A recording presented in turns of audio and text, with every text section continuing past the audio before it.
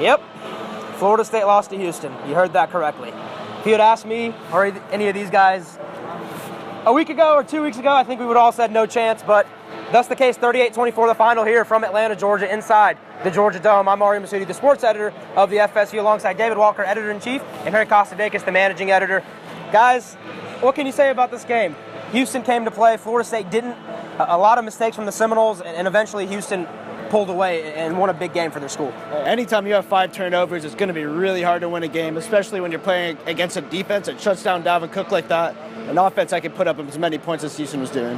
That's what surprised me the most. They couldn't take advantage of a really poor pass defense. Yeah, absolutely. Sean McGuire had 4 interceptions today, and that's going to kill you any single time. I think if you come into this game, you said, if Florida State turns the ball over, that's how Houston's going to stay in the game. Well, that's not how Houston only stayed in the game. That's how they extended their lead over and over. They really dominated. Florida State makes a run there at the end, but it was the turnovers and it was Dalvin Cook's inefficiency that really helped Houston out. Even in the fourth quarter, it never really felt close. They were within a touchdown for a while, but you never really felt that, okay, they have this game. I mean, the big moment to talk about is Sean McGuire's injury early in the game, because we saw the momentum completely change at that point. Florida State was driving for a touchdown, and then an incompletion right there, and then J.J. Constantino just throwing the ball too short. Didn't really work out.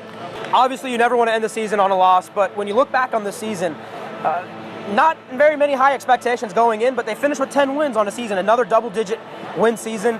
They go into next year with a lot of momentum, well, maybe not momentum, but a lot of positive notes and a lot of guys returning, and really just a good, strong roster to build and take forward for maybe another playoff run. This was always a transition year. I actually predicted 3 losses. Right. I was made fun of it at the time, so I nailed that. So I think they played to par. I think they played what they were this season. Yeah, you touched on it already. They have every starter coming back on offense. They're only losing 4 on defense if Jalen Ramsey leaves.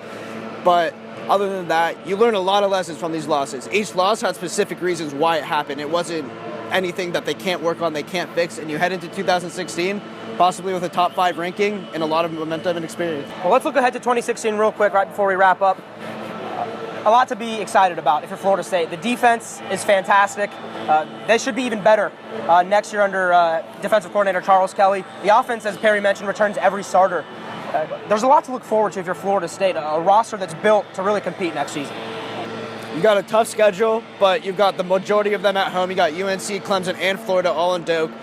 You go on the road to USF, which is a big team now. You got a good competitive schedule, but in the state of Florida, and with all that talent, it should be a fun year. And you may have a new quarterback in the wings. Yeah. You're absolutely right. Sean McGuire probably isn't a lock to start next Almost season. 400 yards, but 4 interceptions. 4 interceptions, and I think he has limitations as a quarterback. I think we know that by now, what Sean McGuire is as a quarterback. I think we know what he's capable of, and I think DeAndre Francois, Malik Henry, maybe even J.J. Constantino, who got in today at some point to get a couple snaps, they may give him a run for his money. I think Sean McGuire goes into the spring as the starter, but I don't necessarily think that's how it ends when Florida State suits up for Game 1 in the fall.